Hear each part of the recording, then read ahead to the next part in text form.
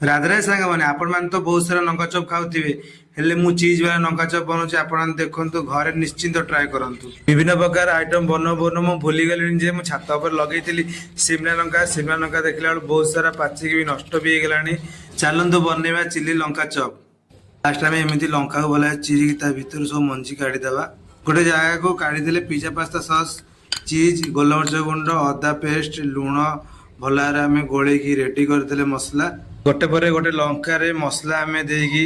गोटे जगह को रखीदे काचर बाल को किसी बेसन देदेले हेंगु लुण खाई सोडा को दे भल भाव अल्प पानी दे गोलेदेले बेसन भल मिसीगला आउ कि पानी देकी भल भाव पूरा गोलेकी बेटर बन रेडी करदे सब लंका को बेसन बेटर एमती देदेले